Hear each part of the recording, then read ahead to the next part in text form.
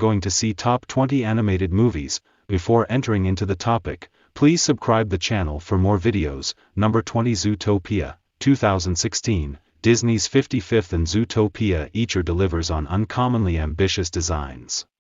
Set in a metropolis of anthropomorphic mammals, crime saga/comedy hybrid, Zootopia has a lot on its mind: systemic racism, social unrest, even addiction and the illegal drug trade. It's an audacious endeavor, delivering an entertaining picture that families can passively enjoy, and subtext that lingers with mature audiences.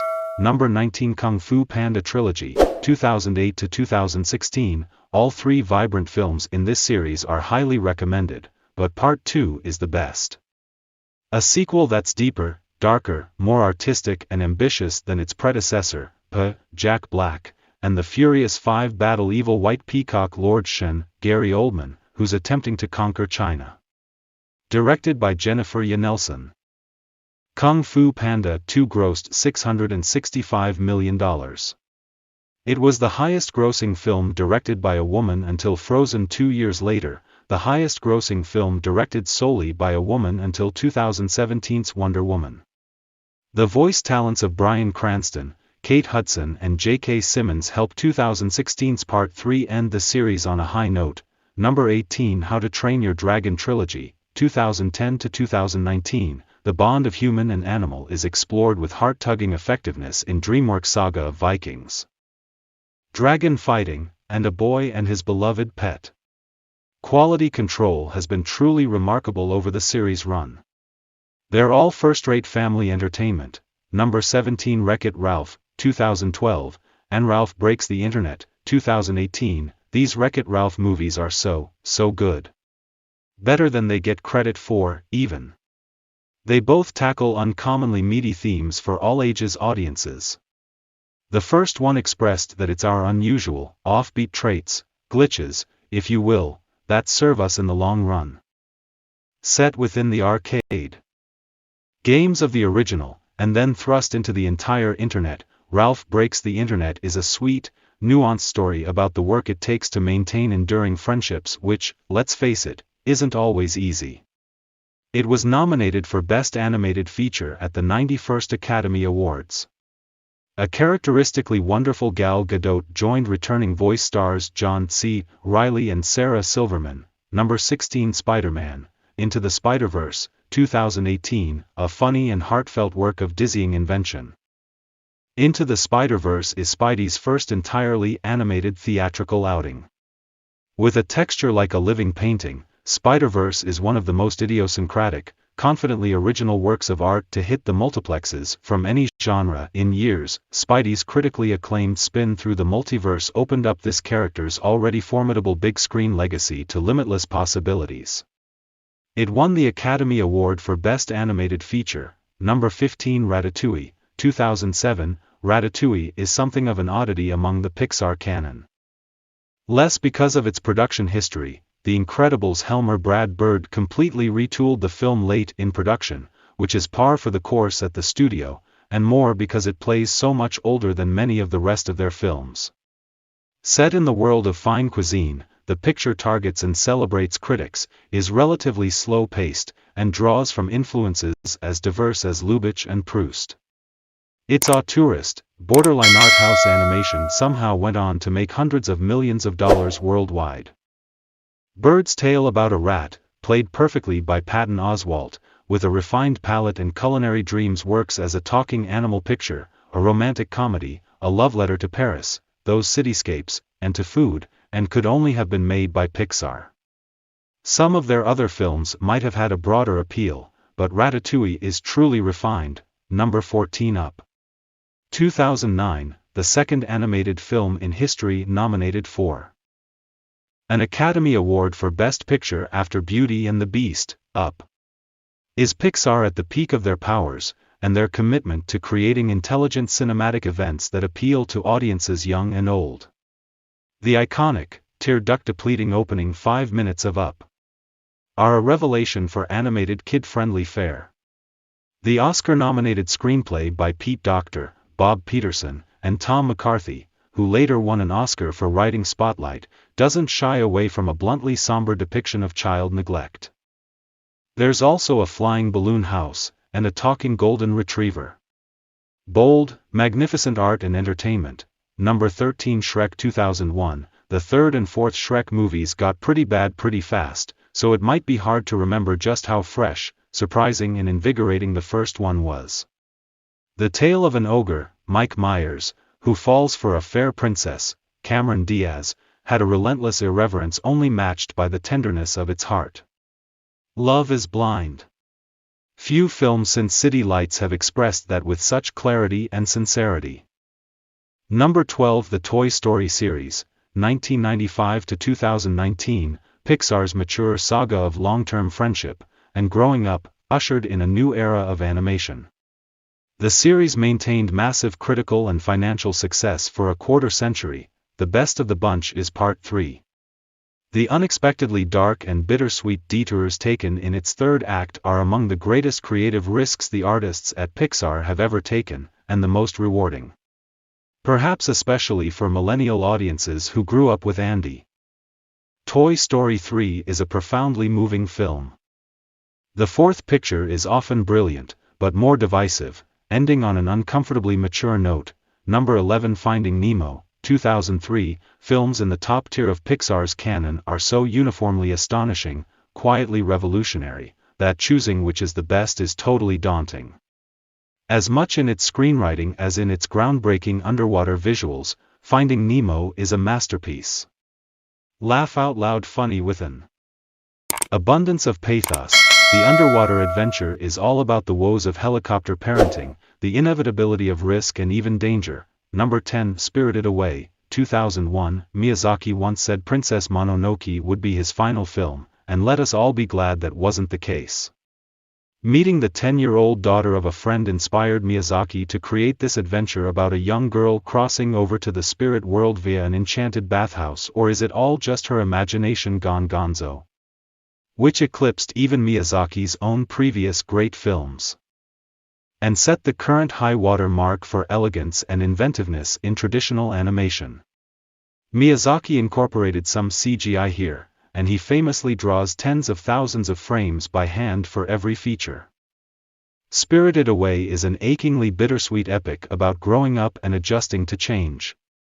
To date, this is the only anime to win the Academy Award for Best Animated Feature, and as a work of fantasy filmmaking, it is worthy of comparison to The Wizard of Oz. Number 9 Rango, 2011. Even when the original Pirates of the Caribbean movies weren't working, they were still admirably weird. So it's unsurprising in retrospect that when director Gore Verbinski and star Johnny Depp re-teamed for an animated picture, they produced one of the odder animated movies ever made by a studio. Melding Chinatown with any one of a number of classic westerns, but with animals and a slightly deranged Heian peyote vibe, it sees Depp's Hunter Thompson-ish chameleon become mistaken for a hero by a town suffering from drought. Rehearsed with the actors in costume, an absolute rarity in the animation world, before being brought to stunning life by Industrial Light Magic, the VFX company's sole animated feature to date, it's a reminder of the oddball vision that Verbinski could bring without blockbuster bloat, and while it barely even qualifies as a kids' movie, it still proves an enormously entertaining trip. Number 8 A Town Called Panic. 2009, based on a gently surreal French-language TV show and bearing the distinction of being the first stop-motion animation ever to be shown in Cannes, A Town Called Panic from Belgian Stefan Aubier and Vincent Pater is the absurd story of Cowboy, a plastic toy cowboy, Indian, a plastic toy Indian, and Horse, a plastic toy, you get the idea, who live together in a house in the country and get into inexplicable scrapes. An attempt to celebrate Horse's birthday goes awry when an internet order for 50 bricks accidentally is mistaken for 50 million bricks. And so they build big walls which are stolen by malicious sea creatures, so they go track them down through a terrain snowy, airborne, subterranean and forested. The plot makes zero sense and the story can feel as jerky as the charmingly crude animation. But it's also invested with a totally lunatic energy that's less about grand narrative arcs than the momentary interactions and weirdnesses that cram every single bonkers scene. Number 7 Monster House, 2006, easily the best of Robert Zemeckis' performance capture films. Partly due to only being creepy when it's trying to be and partly by not being directed by Zemeckis, Gil Kenan had the gig instead. Monster House is the rare film to pull off both Burton-esque and Amblin-esque in a successful manner, and does so with a heap of heart and scares in the process.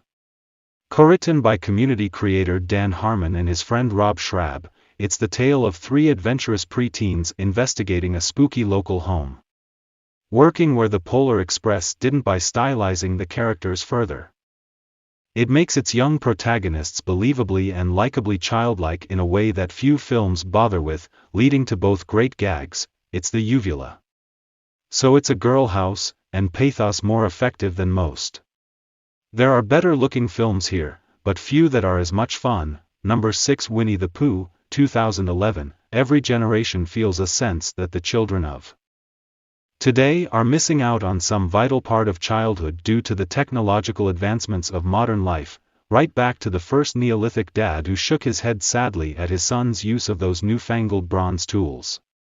But Disney's hand-animated Winnie the Pooh from directors Don Hall and Stephen J. Anderson evoke simpler times with charm and wit and even, suggests the pleasures of reading, with the characters interacting with text on the page in a continually inventive way.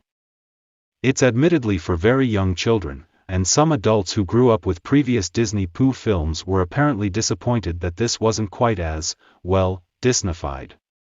But this is a short, calm, gently screwy homage to one of the sweetest and best-loved children's characters of all time that respects Pooh's original source material, A. A. Milne's wonderful books. Number 5, Monsters Incorporated.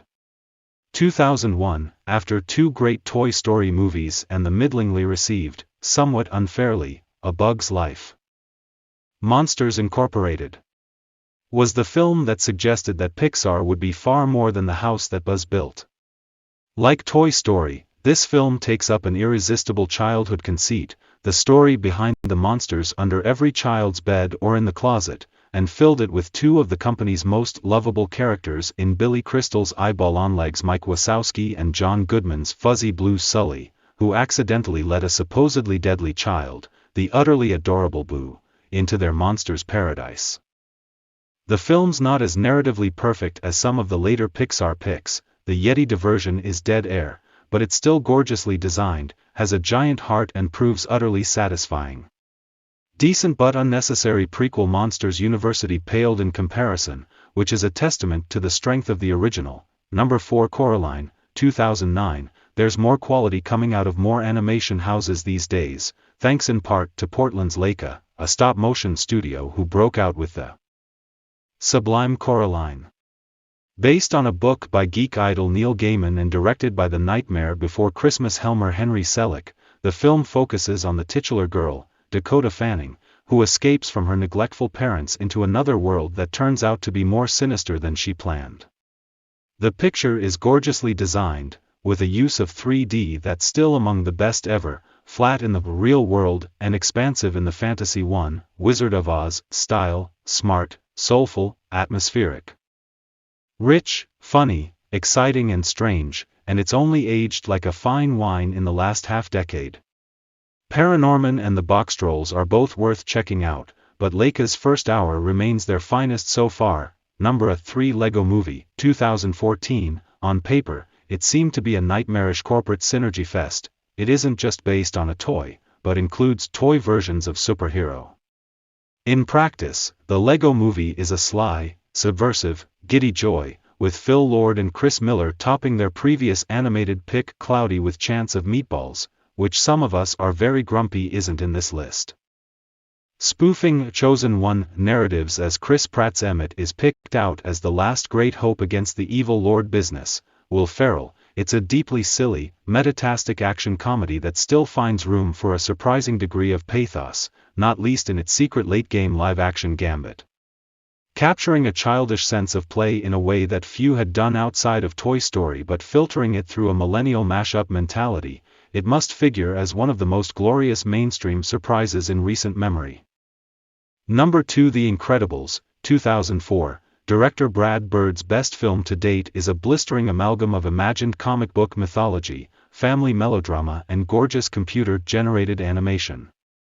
It came at the very end of Pixar's first great wave of titles, right before the studio misstepped with Cars and then got back on track with Ratatouille, thanks to Bird Again, Natch. In fact, this still feels like the animation juggernaut's finest hour and probably its most complete film, full of legitimately thrilling action set pieces and easily relatable character drama, good for adults and kids, and tapping incisively into the culture's superhero obsession before it got watered down to its current level of ubiquity. Masterfully designed, check the 50s-style suburban conformity of the home and office locations, cleverly scripted so that A and B storylines constantly complement and enhance each other.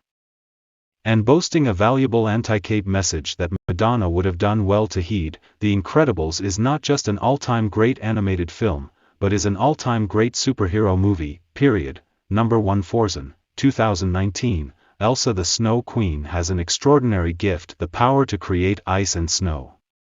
But no matter how happy she is to be surrounded by the people of Arendelle, Elsa finds herself strangely unsettled. After hearing a mysterious voice call out to her, Elsa travels to the enchanted forests and dark seas beyond her kingdom, an adventure that soon turns into a journey of self-discovery. The end. Thanks for watching the full video. Hope you love this video.